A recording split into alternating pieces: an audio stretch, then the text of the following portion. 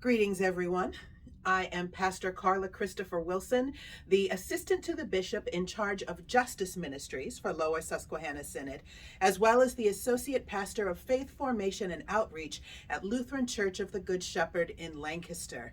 I'm a renewal and congregational vitality redevelopment pastor who works with transformational ministries and R3, and I also get to do a lot of exciting work related to my previous profession, to being a pastor, which is that I was a professional cultural competency and diversity trainer, as well as a community-based activist. So I traveled all around the country and in fact the world, helping communities just emerging from war and revolution, or just emerging from racial justice, trauma, and riot to rebuild, reconfigure, and re-find their why and their purpose in a way that transforms not just an immediate crisis, but also long-standing systems into something that is justice-centered and healthy and dynamic and relevant to the community.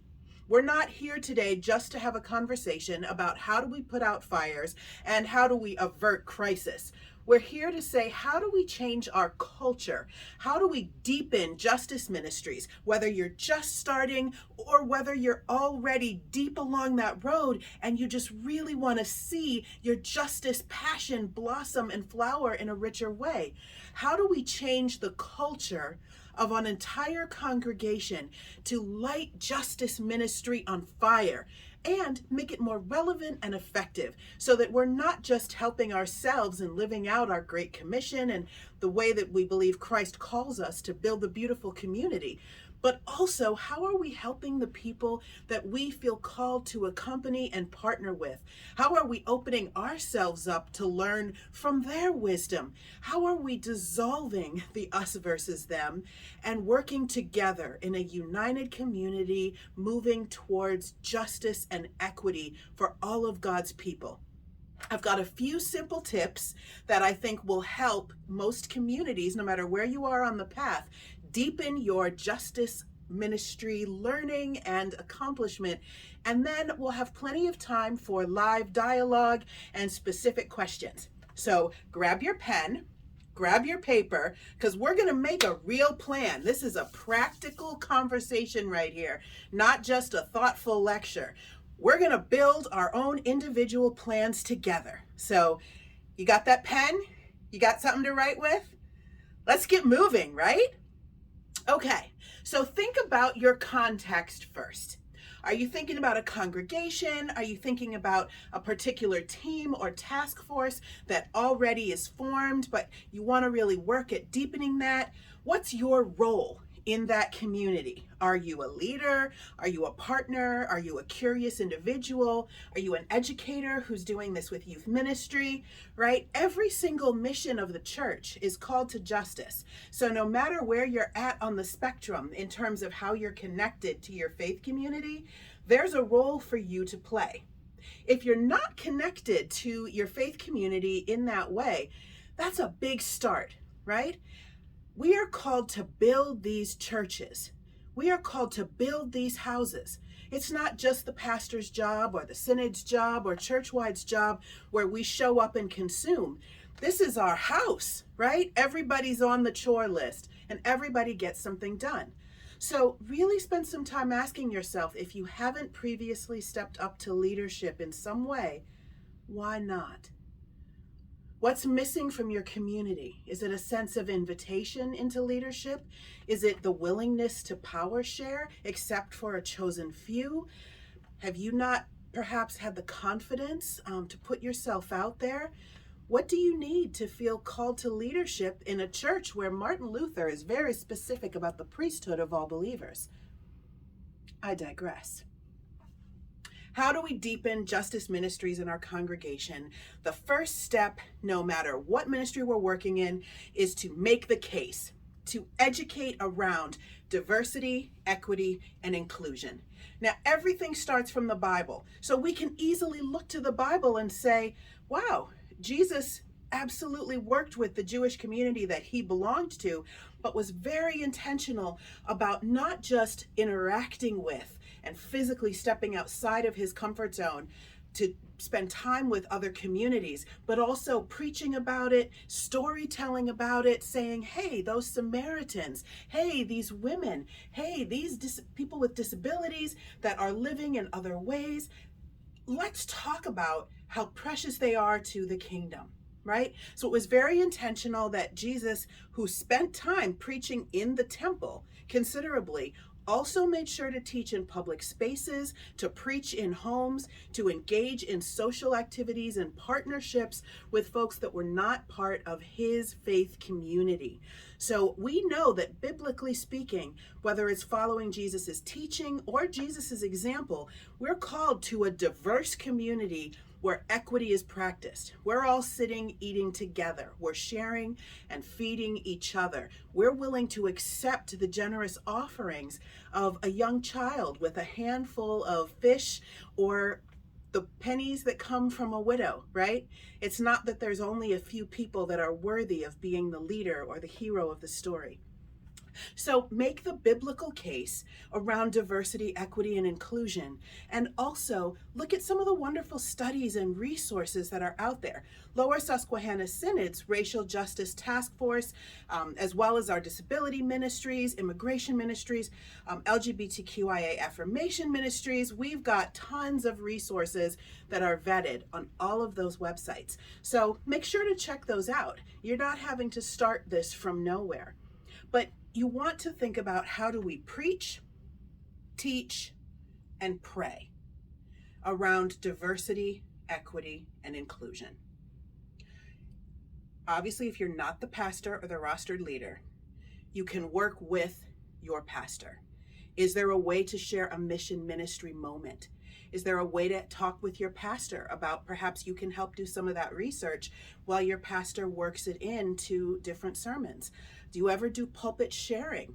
Invite other speakers who specialize in justice ministries to come to speak and share the pulpit on a particular Sunday when your pastor is off, right? There's lots of ways to preach and different styles, and also teaching. What about faith formation? What about Monday seminars? What about Bible study groups? What about small groups? Do you have a racial justice centered task force or a reconciling in Christ small group that meets and educates? Do you have a social group, a men's group, a seniors group that you can bring in speakers, or you can do a short series where you talk about these types of justice conversations and dialogues, right? This isn't quite to the point of special and specific action yet. This is just helping people think and look at the whole world, recognizing that Jesus calls us to and models diversity, equity, and full inclusion, that our church theology specifically addresses diversity, equity, and full inclusion, that even in the commercial world, we recognize that businesses, nonprofits, cities, organizations, they work better, they are more effective when you have a diverse group of individuals in leadership and decision-making roles, right? So make that case from multiple perspectives. It's biblical, it's theological, it's practical. If we want to do things differently, if we want to grow, if we want to reach more people, then let's look at who's actually able to do that. What are they doing? Well, they're being diverse, they're practicing equity, and they're using full inclusion to make sure that everybody isn't just there, but sitting in the back. They're there and sharing their knowledge, right?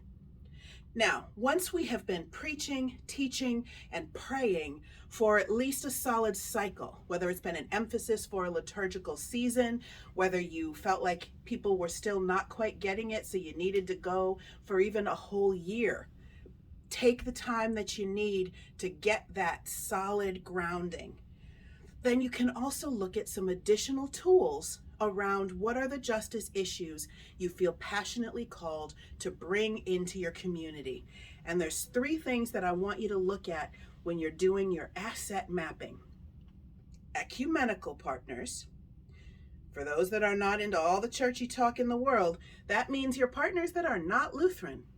I know, don't come for me, folks, but there is a tremendous amount of wisdom, action, and activity that's happening out there with our partner congregations and faith communities. The Episcopalians are doing wonderful work, the Disciples of Christ, plenty of partners with synagogues and our Jewish neighbors and Muslim neighbors. I mean, think about ecumenical and interfaith partnerships that could help deepen your work and help you with some of that learning. People who may already be ahead of the game in the place where you're trying to go. Think also about community partners. What about nonprofits? If you're passionate about housing and homelessness, is there a community-wide task force that's already doing this work? And maybe you could partner with them and add a faith-based addition to that work, but you don't have to reinvent the wheel. Look at who's already doing the work. And then also storytelling. The best way to learn, to understand, to figure out where in a particular field you're called is to listen to the stories of those who are actually affected. We will never be there unless it's actually part of our life and our story. So if you've not experienced being LGBTQ, you will never know what that feels like. If you've never been Black or Hispanic, if you've never been Muslim, you will never know exactly the struggles, exactly the experiences that these individuals go through trying to survive an American community as part of a non-majority group. But we can develop empathy. We can learn to put ourselves more in another's shoes by hearing their stories and then finding where there might be some commonality and some overlap. So think about that. Who can you bring in and how can you make space for storytelling? And this is where some of our tried and true tools like book studies or YouTube, the wonders of YouTube. There's this great series called Tough Conversations with a Black Man that I know a racial justice task force that they start each meeting by just listening to a YouTube episode and seeing how folks discuss tough issues and then having their own conversation about what that brought up for them, right? They didn't necessarily have such a diversity of folks in their congregation, but they identified a vetted, reliable source and made space to listen to the storytelling and process together. It's a great tool and exercise. Which brings me to an important next point. Once you have really thought about educating, using preaching, teaching, and praying to make the case around diversity, equity, and inclusion, and then you've started mapping out your ecumenical partners, potential community partners, potential storytellers, and ways to bring those storytellers into your community. If you don't already have one, it's time to get a team, right? Talking about the example that Jesus set for us, disciples. Even Jesus didn't do this stuff solo, and neither should you. If you're in a community where there's no other people who have any passion for justice, even after it's been introduced, if you can't make even a tiny bit of headway, you got to ask yourself, is this the right space and the right time for you to be doing this work? Or is there maybe another way that you can find partnership to be diving into this? It's got to be heart work, and it's got to be heart work for all the folks involved, and it's not healthy to be out there solo. We need to prepare in 4 different important ways. 1, emotionally. This kind of work takes a toll. When we're really empathetically putting ourselves in other people's shoes, understanding what it can be like for a traditionally marginalized person in this country in this time, it's painful. It's painful to see God's children being treated as if they are less than human for whatever reason. So, emotionally, we need to be deeply strengthened and we need to support each other. We also need to be prayerfully prepared.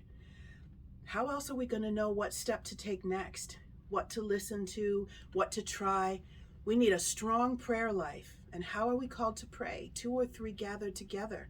Yes, individual prayer is beautiful, powerful, and restorative, but we need community for this one. and praying together for discernment is a great way to be guided in justice work. We also need to prepare ourselves historically. We can't help dismantle an oppressive system if we don't know how it became oppressive. Why are things the way they are? What happened politically? What happened economically? What happened in terms of military action or governmental action or legal action? We need to take the time to learn the history because it's almost always different than what we were taught in school, whether it's 20, 30, 40, 50 years ago, right? We need to do that historical preparation to learn the why behind every type of oppression so that we can know how to systematically dismantle it. And then the fourth thing that we need to prep ourselves for is culturally. And this is one that many of us have run into, but we all know that we can make the wrong misstep by speaking with good intention, but not necessarily making good impact.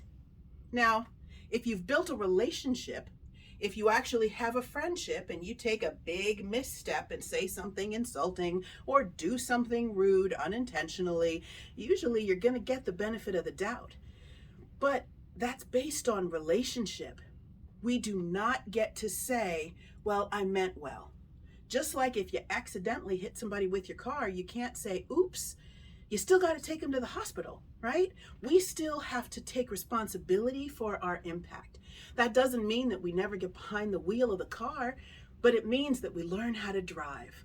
It means that we take those classes, that we practice regularly, that we put our cell phones down to make sure we're not distracted driving. Don't be scared, just be thoughtful. And when you're not sure, ask, right?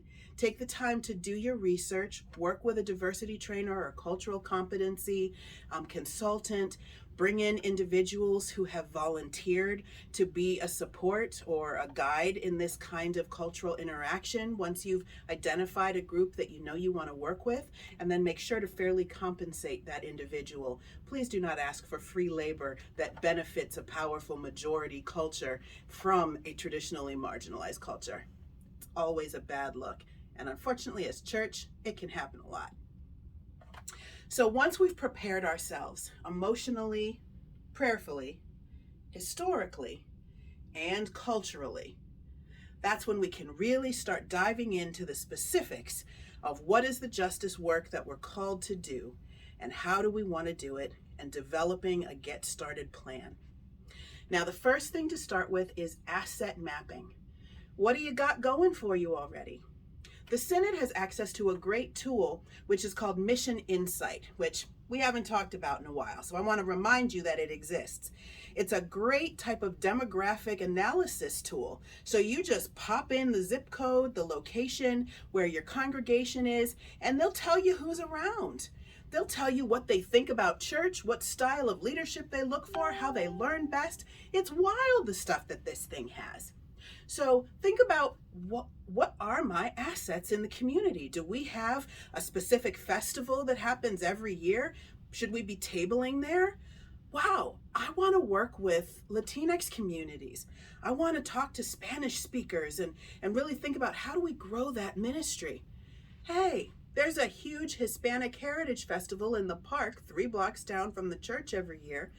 Let's figure out who puts that on so that we can actually go into the community, buy some trust, earn some credibility for showing up, and then build some relationships. And then we can maybe turn those folks into partners and say, how can we support some of what you're doing? Can you come and speak with us, and can we break bread together? Can we joint preach? Can we share some information or space and figure out how we might be able to be better partners, right? What's already happening in your area or community where you can create those partnerships and get that insight? Don't start with something like trying to end racism, trying to end homophobia. Not only is that not going to happen as long as human sin exists in the world, but you don't want your team to get discouraged.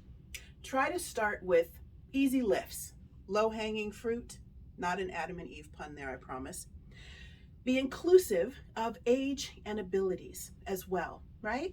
So if you're going to do a great neighborhood cleanup, can you also have some letters for advocacy around environmentalism and creation care, that those who might be younger, have small children, who have mobility issues, can be there close to you, but also be able to do something that they're comfortable doing, instead of feeling like, oh, only people that can hike around and carry big bags can participate, right?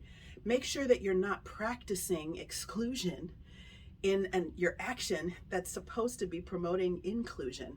Process matters here, folks. So think about that easy lift. Think about specific term actions. What are the ways that we can make sure that we can view progress and evaluate the potential to get to a spot where we can pause and rest, celebrate a victory maybe, name the progress that's occurred, right? Do some accountability and check in. Hey, we said we were going to do X, Y, and Z specifically. Have we made the progress? What do we need to change and tweak, right?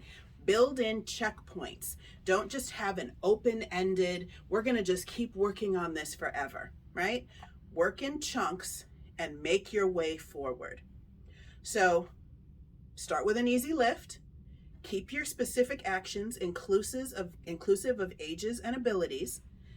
Pick your partners, develop relationships and work along with them, and determine time, resources, accountability, and checkpoints so that you can consistently pause, reinforce victory, reevaluate the partners, the people involved. Some folks will burn out. Some new folks will want to come in once they see you working. You got to build natural points to allow folks to roll out if they need to, and to bring new people in intentionally and help them get caught up. You don't want to become a club. Remember, it's all about continuing to practice diversity, equity, and inclusion in the way that we're working. And then my last reminder, accept nonclosure. I meant it when I said that human sin is a powerful thing, and we are absolutely going to deal with it, I believe, until the end of the world. I didn't start doing cultural competency work because I actually thought that anyone, especially myself, had the ability to end racism, end sexism, end homophobia.